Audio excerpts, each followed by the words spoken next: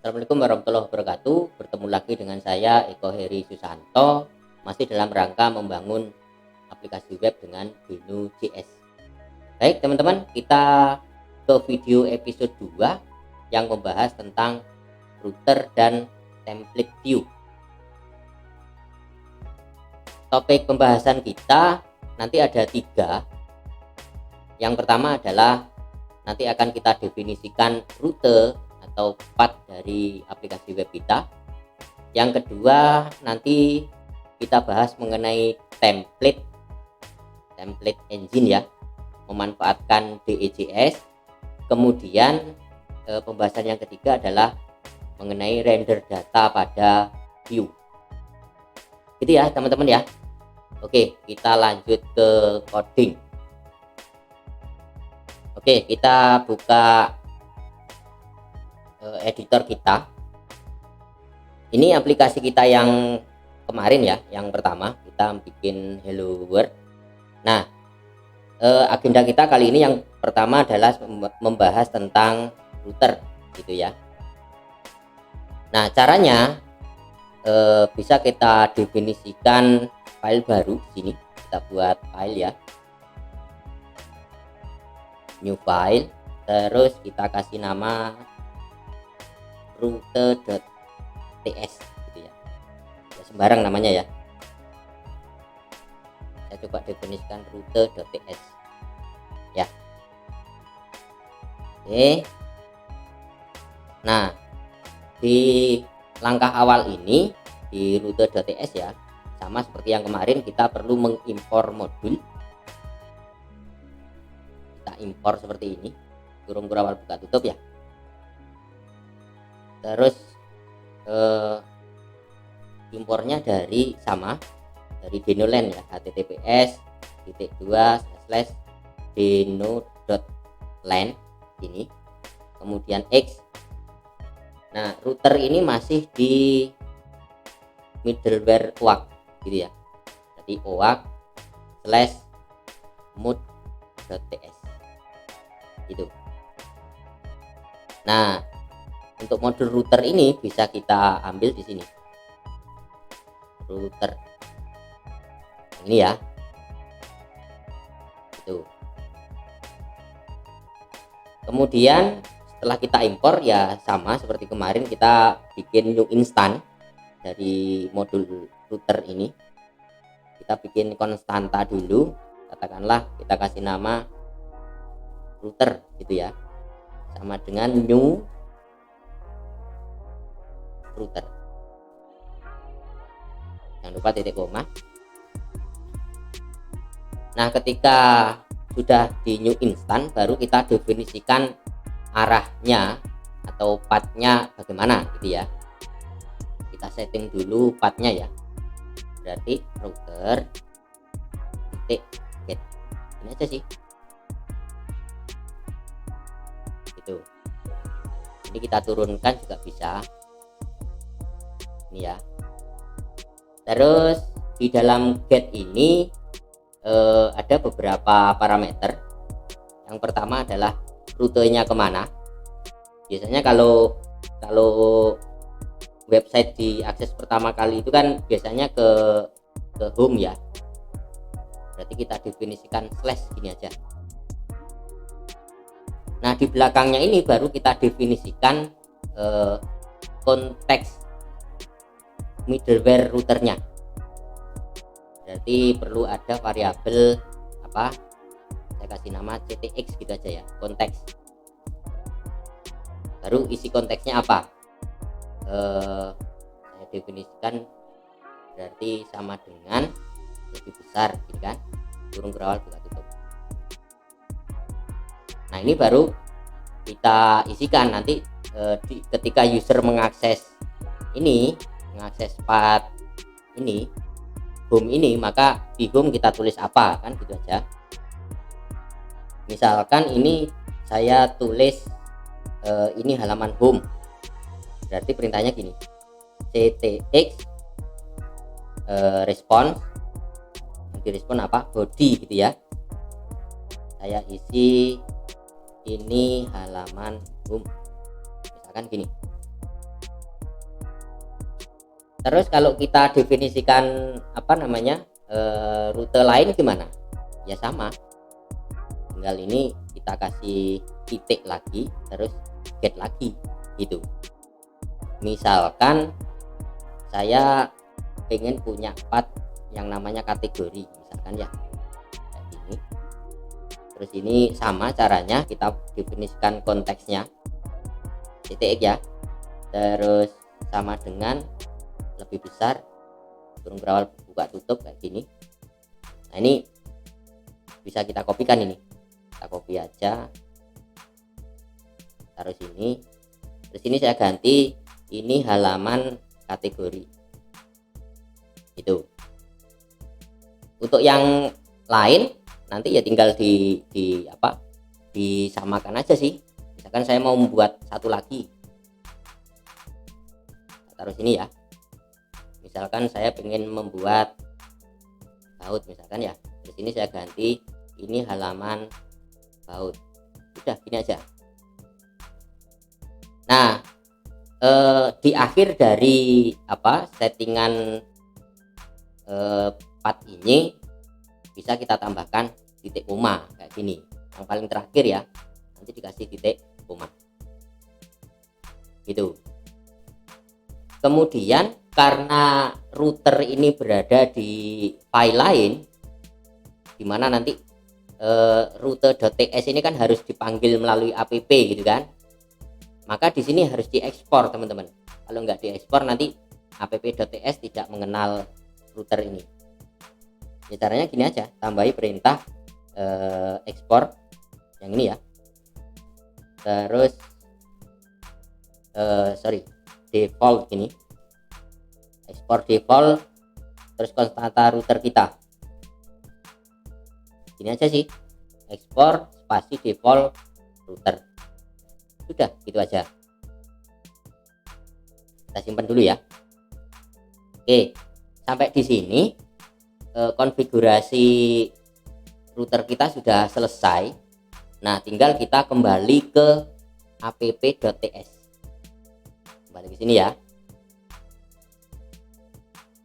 Kemudian di app.ts tadi routernya kita impor gitu, kita impor kan ya, karena berada di file lain.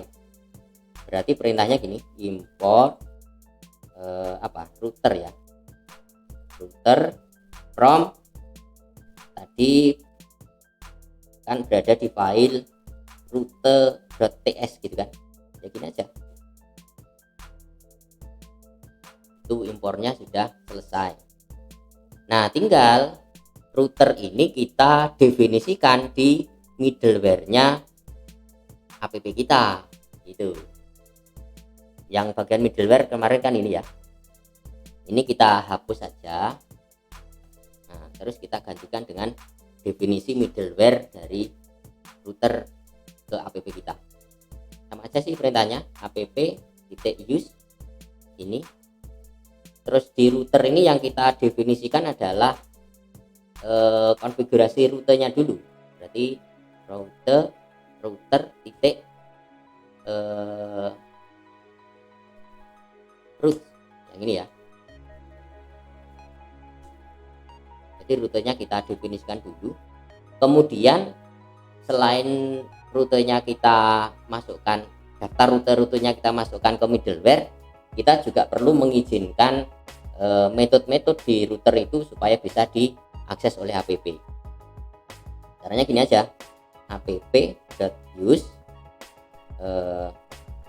router ini allow method. Nah ini jangan lupa ya, jadi dua metode ini, root dan allow method ini harus dimasukkan ke middleware app kita supaya rute dan metode yang ada di rute itu bisa diizinkan untuk dieksekusi. Gitu ya teman-teman ya. Selesai sampai di sini berarti untuk pembahasan rute sudah selesai. Jadi ini kita simpan dulu. Terus kita tes di browser. Nah jangan lupa untuk ngetes denonya kita start dulu ya, atau kita run gitu. kita pakai Deno atau bisa pakai Denon.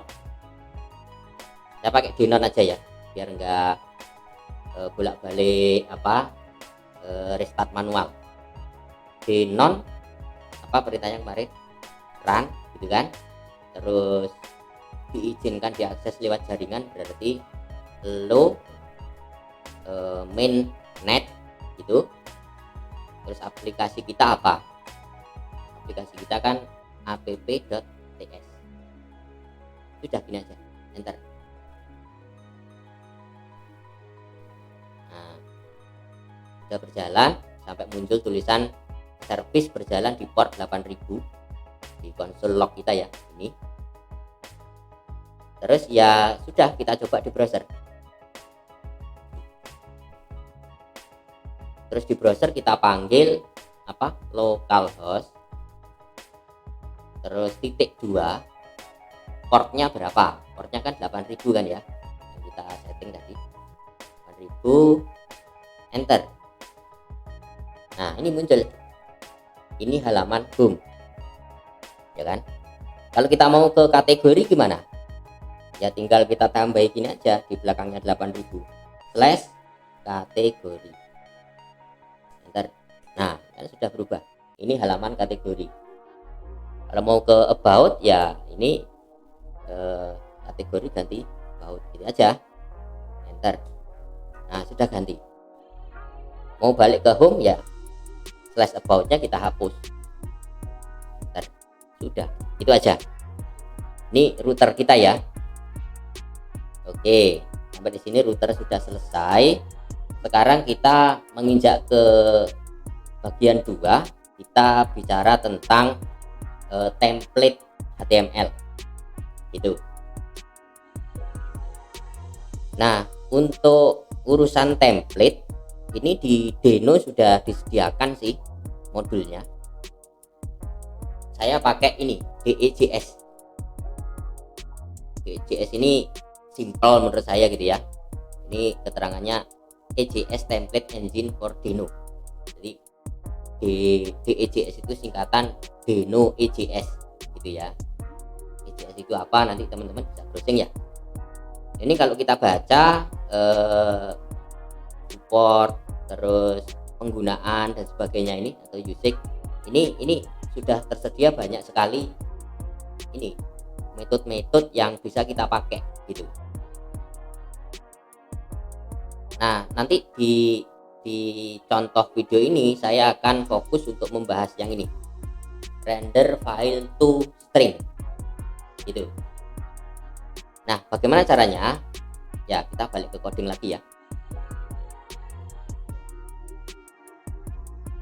Langkah awal untuk membuat template itu kita definisikan dulu file template-nya atau file HTML-nya gitu, biar lebih sistematis.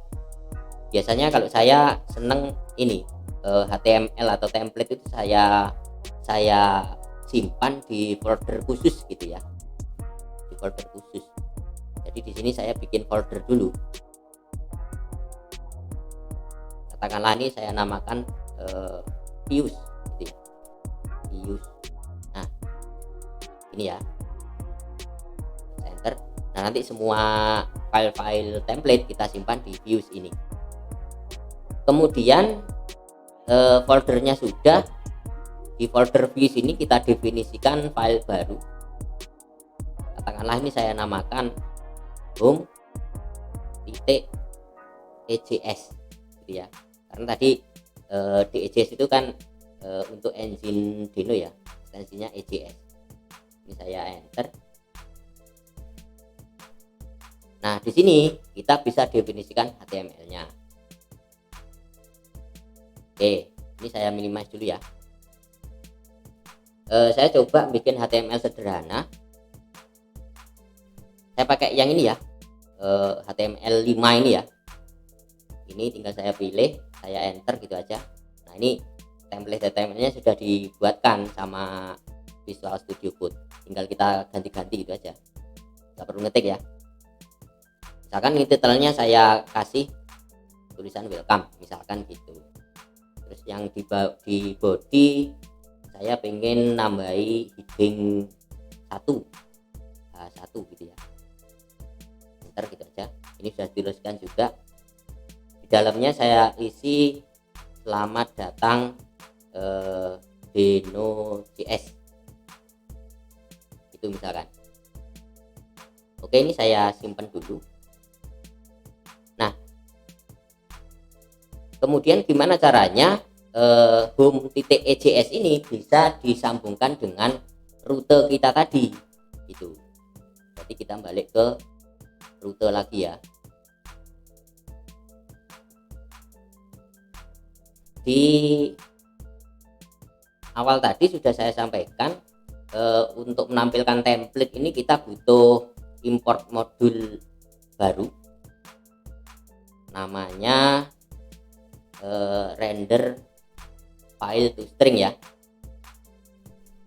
Ini kita ambil dulu modulnya dari https://deno.land/x/dejs ya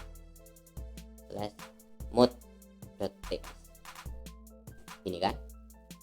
Nah, ini baru kita definisikan nama modulnya adalah render file to string. Nah, ini dia gitu. Nah, di sini saya maunya yang tulisan ini tadi, ini halaman home ini akan membaca dari home EJS ini tadi gitu. Jadi bukan tulisan seperti ini lagi ya, tapi benar-benar membaca dari template HTML. Caranya gimana? Caranya ya ini kita tambahkan program di sini. Katakanlah saya bikin konstanta ya, konstanta baru namanya HTML. HTML ini saya ambil dari template, berarti saya panggil metode render file to string begini, kurung berawal kurung biasa ya, buka tutup. Nah, render file to string ini ada dua parameter. Parameter yang pertama adalah URL path-nya mana, kemudian parameter yang kedua adalah data yang mau dikirimkan ke template. Biasanya data itu diawali dengan kurung berawal buka tutup gitu ya. Nah gitu. Hanya saja nanti untuk khusus bagian data ini nanti kita bahas di bagian yang ketiga, di subbab yang ketiga ketika kita bahas ini render data ya. Nah, kita fokus ke sini dulu, ke menampilkan template dulu. Oke, balik ke sini. Nah, di parameter yang pertama ini perlu kita isi atau kita arahkan ke file home EJS tadi. Berarti kita sertakan di sini titik slash, tadi kan masuk ke folder views gitu kan ya. Baru di dalam folder views itu ada file home titik EJS, kan gini aja toh. Nah, tetapi render file to string karena dia itu membaca file lain, ini biasanya modelnya itu adalah asinkronus dan wait gitu ya. Jadi dia bekerja secara asinkronus gitu. Makanya di sini karena bekerja secara asinkronus ini perlu ditambahi wait ini. Sementara wait ini sendiri dia akan diawali dengan asinkronus. Asinkronusnya itu deklarasinya di sini. Nah, ini teman-teman. Jadi ini satu pasang ya. Jadi konteksnya ini sifatnya adalah asinkronus. Baru ini render file to string ini baru wait gitu. Oke, sampai situ sudah selesai. Tinggal kita replace yang bodinya ini tadi. Respon bodinya kita replace, ngambil dari HTML ini gitu ya. Nah, masalahnya nilai dari HTML ini biasanya masih string murni yang kalau dikirimkan ke browser ini kadang tidak kebaca gitu ya, di browser malah kacau. Makanya ini yang dikirimkan ini harus sudah dalam bentuk yang apa, yang di encode gitu ya. Oleh karena itu di sini kita perlu menambahkan fungsi text encoder. Perintahnya tinggal gini aja, new text encoder yang ini ya, terus kurung buka tutup ini, terus encode. Nah ini baru yang HTML-nya itu di encode di sini. Sudah gitu aja, gitu ya. Sampai di sini template-nya sudah selesai. Coba kita save ya, kita save nanti biar servisnya restart otomatis. Ctrl S. Nah ini sudah restart otomatis ya, kita tunggu aja. Nah ini sudah muncul tulisan servis berjalan di port 8000. Oke, kita cek di browser, balik ke localhost 8000 tadi ya. Terus ini kita enter ya. Kok malah muncul tulisan internal server error. Ini ada apa ini? Coba kita cek di konsol atau di terminal. Di sini nggak ada error teman-teman ya. Di script juga tidak menunjukkan ada error, ada kesalahan, tapi muncul tulisan internal server error gitu. Ada apa ini? Masalahnya gini teman-teman, file home.js ya, home.js ini kan berada di file lain gitu ya, di luar dari rute kan gitu. Nah ketika ini home.js ini mau ditampilkan di sini, ini kan berarti sifatnya kan membaca kan ya. Jadi rute ini membaca template home.js ini gitu. Masalahnya adalah ketika kita menjalankan aplikasi tadi di sini ya, di sini yang denon run ini, kita belum menambahkan akses untuk membaca file gitu. Masalahnya di situ, settingan kita kurang gitu. Kita perlu menambahkan konfigurasi di flagnya ini ya. Selain ada allow net, kita tambahkan allow read gitu. Ya, ini kita stop dulu, Ctrl C ya, kita stop dulu. Terus denonnya kita jalankan ulang, tetapi di depannya app.ts ini, di sini ya, ini kita tambahkan konfigurasi minus allow read. Ini kita tambahkan allow read ya. Nah kalau sudah ya kita enter. Nah, sudah berjalan servisnya. Terus kita refresh browsernya. Nah ini dia, website kita sudah bisa menampilkan dari template. Ini kan tulisan selamat datang di Node.js gitu kan. Kalau kita klik kanan view source ya, ini HTML-nya sama titelnya sama H1-nya juga sudah tampil gitu kan. Ini dia, bisa dipahami ya sampai sini ya teman-teman ya. Oke, sampai di sini berarti template-nya sudah selesai, tinggal kita membahas lebih dalam lagi ke render data. Saya turunkan dulu ya. Dalam pengembangan web itu kan nyaris tidak mungkin data di sini ini sifatnya statis seperti ini gitu ya. Datanya kan biasanya dinamis. Contoh, misalkan ini tulisan Node.js ini mau saya ganti menjadi selamat datang Eko Heri misalkan ya. Sementara tulisan Eko Heri tadi itu dikirim dari sini, dari rutenya sini gitu, tidak statis di template-nya. Nah kalau gitu gimana? Nah berarti yang kita mainkan adalah yang sini, yang bagian parameter data ini. Itu teman-teman. Caranya coba kita tes ya, kita bikin tambahan parameter.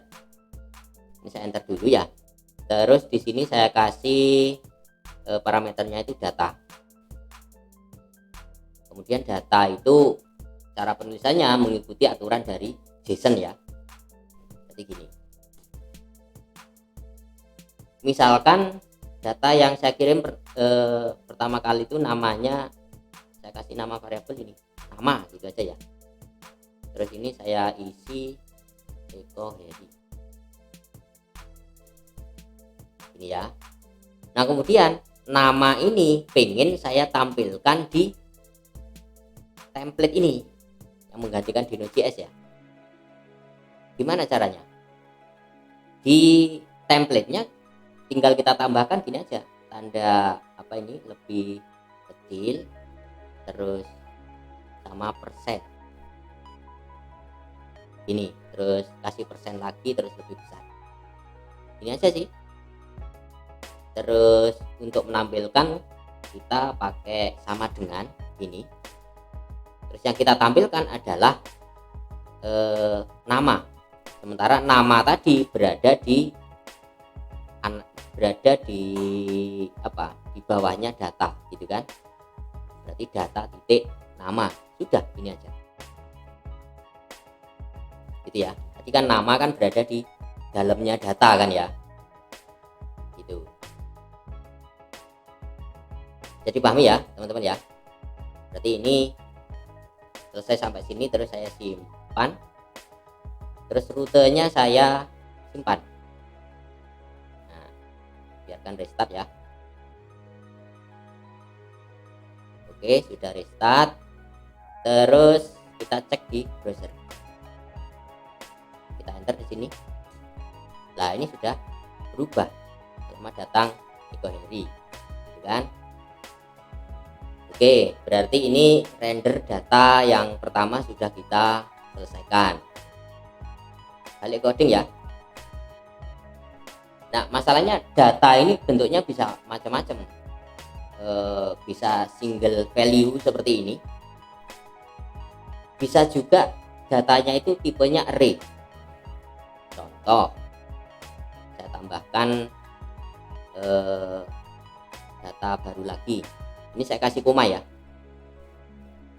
Misalkan saya tambahi pemrograman, misal ini titik 2.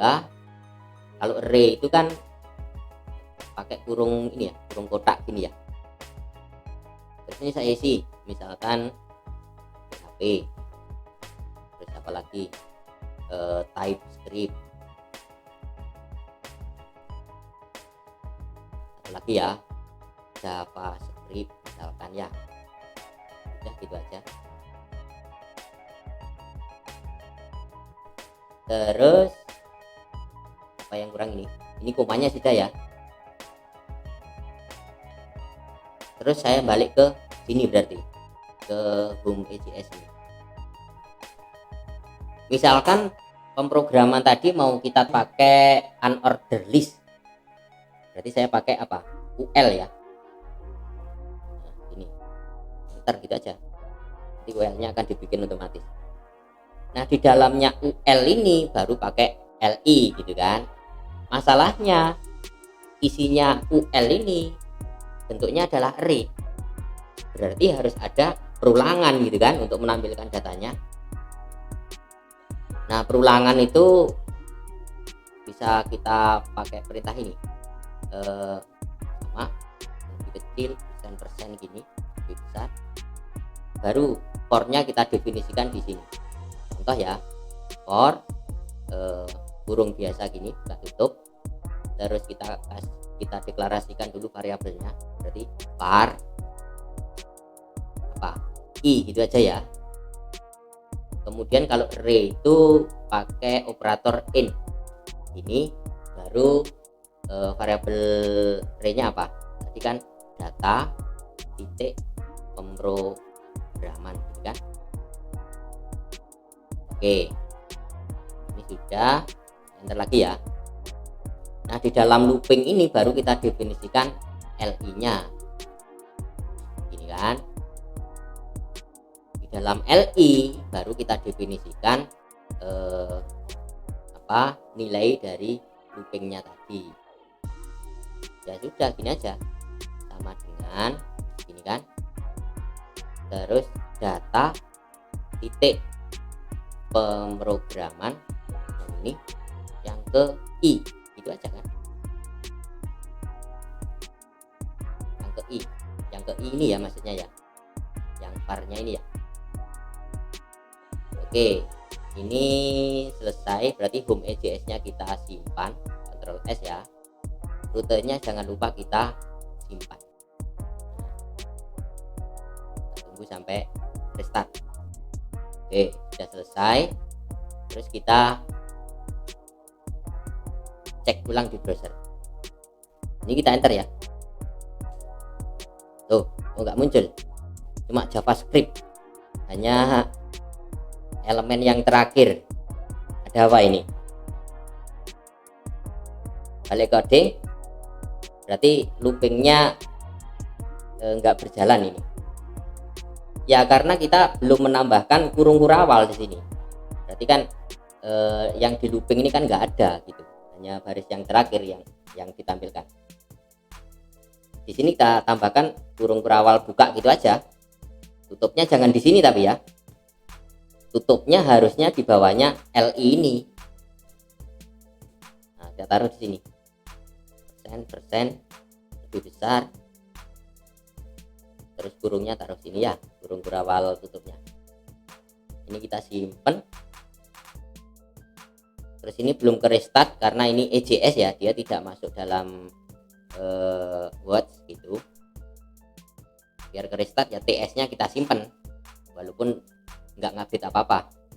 Ctrl S gitu aja. Nah, ini akan di restart gitu.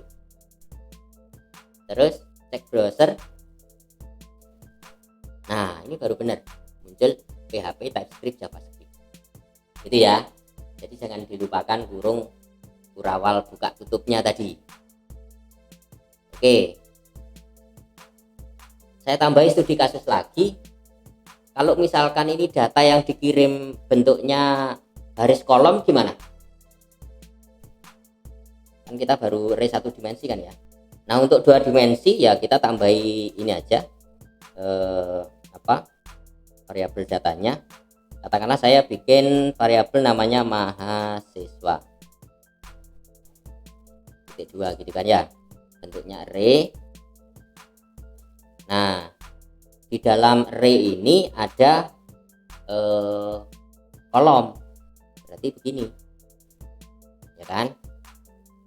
Saya definisikan nomor induk mahasiswa NIM gitu ya, saya isi 01, terus koma apalagi nama misalkan ya, titik 2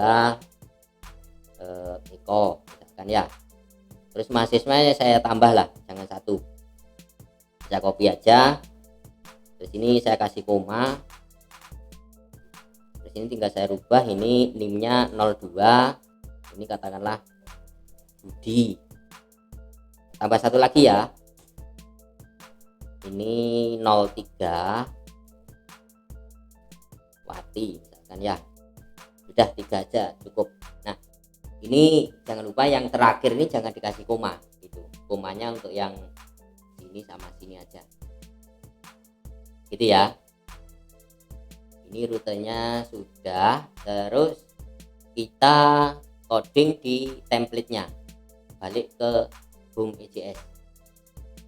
Oke, bawahnya sini ya, baris kolom itu kan biasanya pendefinisiannya pakai tabel ya. Jadi saya pakai ini aja, tabel, terus gini. Terus untuk headingnya saya buat tabel row dulu untuk headingnya ya. Berarti saya pakai TH ya. Ini saya kasih NIM gitu. Ini saya copy. Terus heading yang kedua nama gitu ya. hapus. Nah, baru di bawahnya heading ini baru kita definisikan perulangan datanya kan, berarti sama dengan tadi pakai for each, pakai for.